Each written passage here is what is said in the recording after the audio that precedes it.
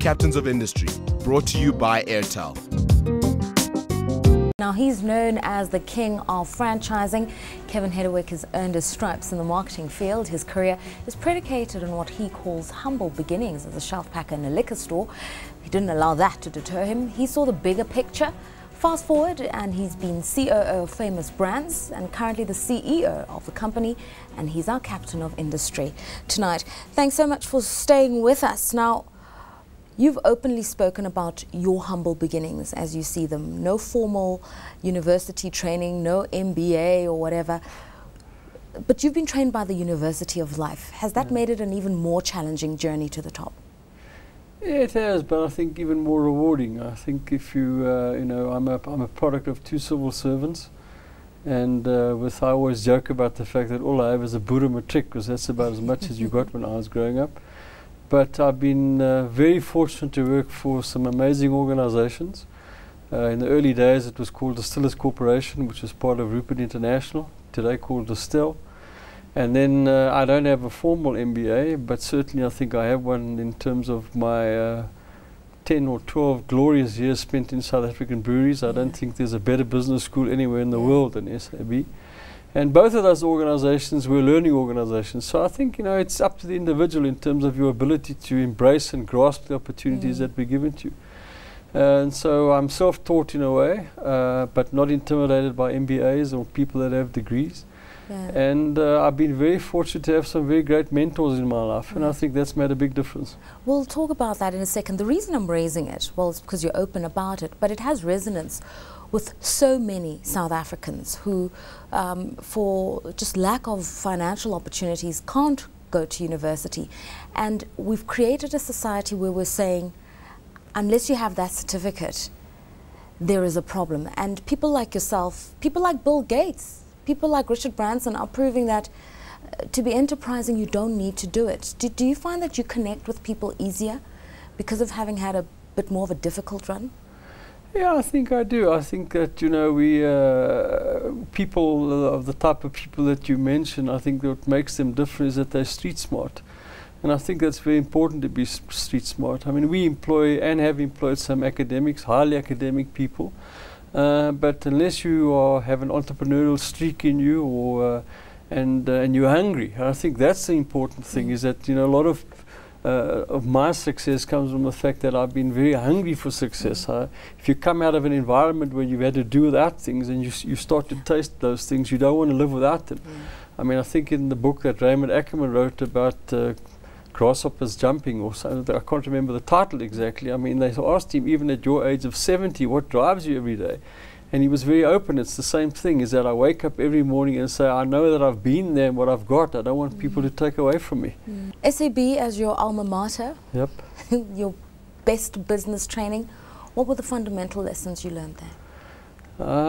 I think there are two things about SAB that I've taken with me everywhere I've gone, and they really are about, if that business has got an unbelievable pillar, it's about process.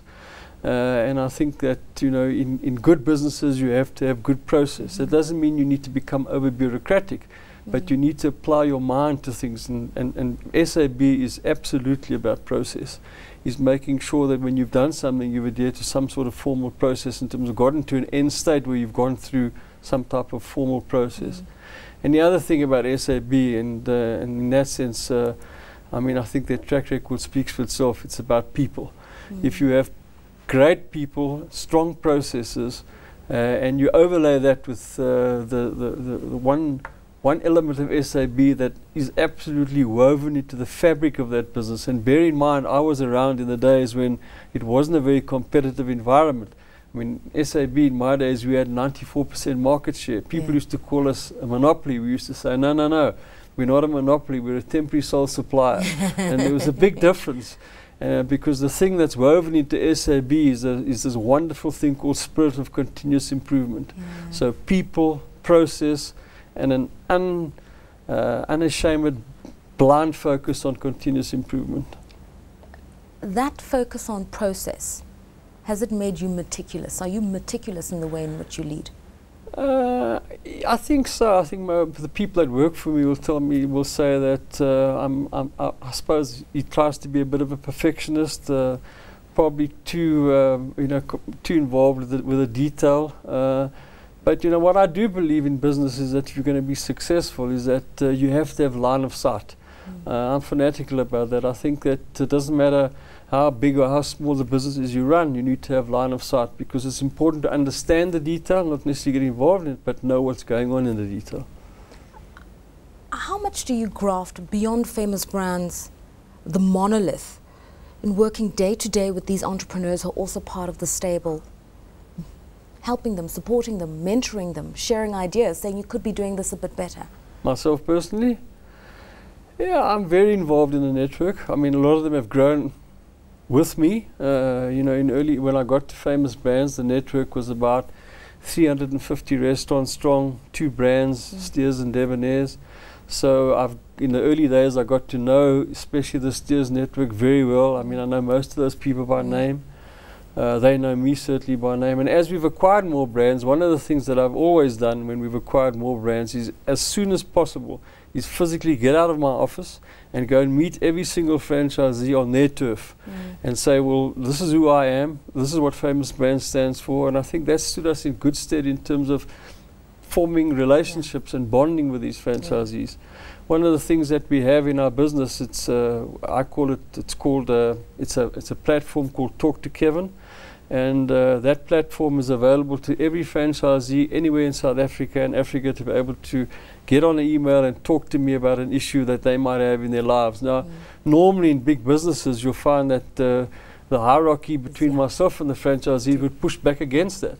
But the culture in Famous Brands is one of absolute transparency. The guys who report to me are not intimidated by that at all.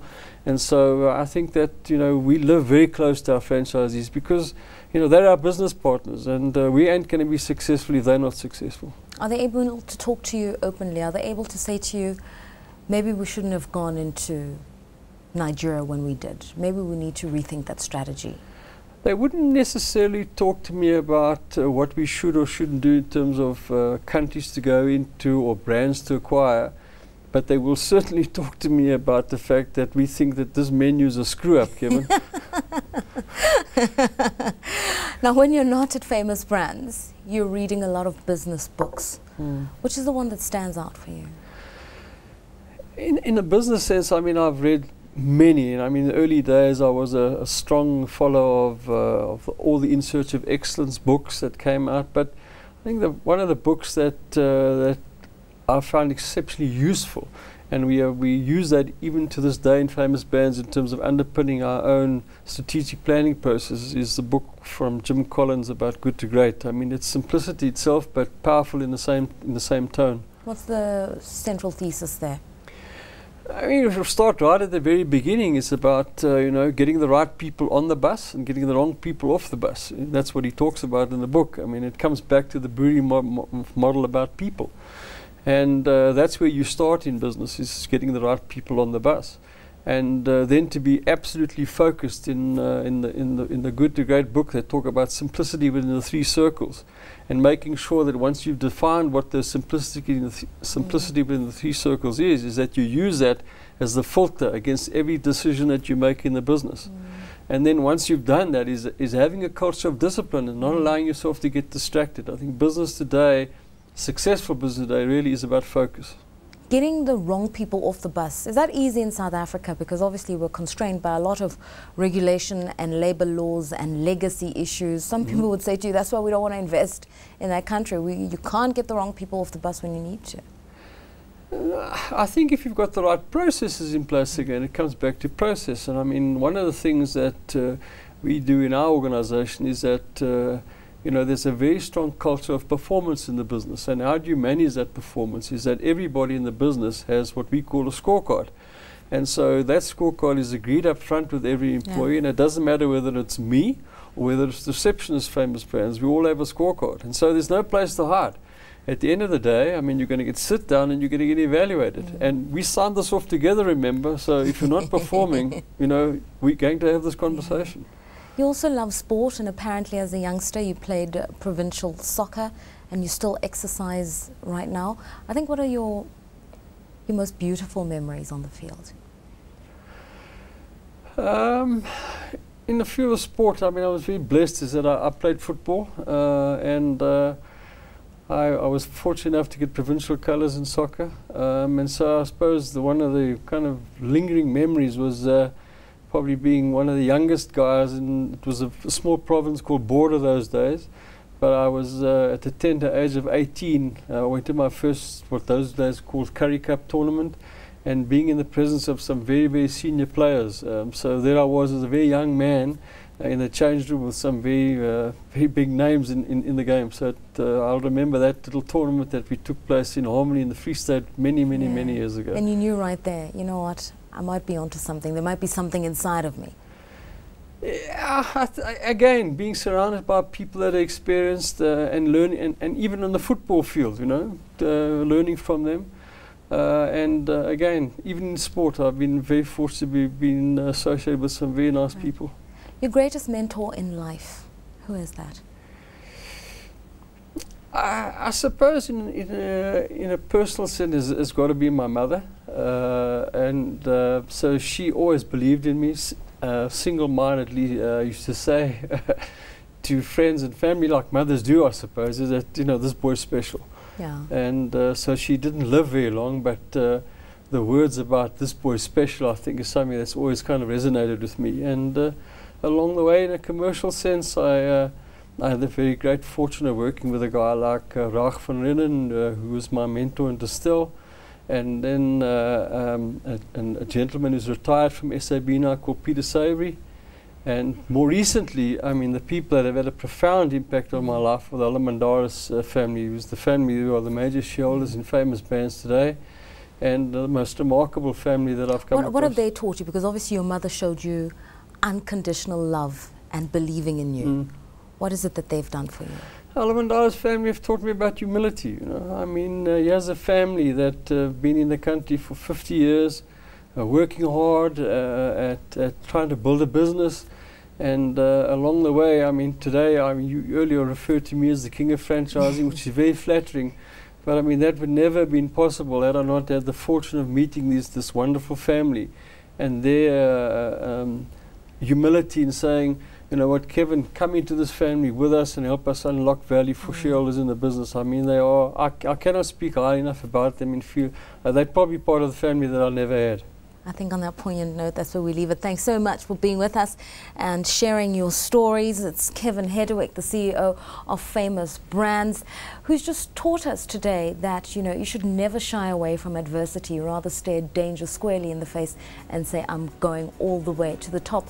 He's done it through processes, something he learned at SAB, believing in people, something he's also learned in his earlier career, and now a huge emphasis on humility once you're successful, something he's learned from his mentor in the current businesses he runs. You've been watching an edition of Captains of Industry. Thanks so much for your time.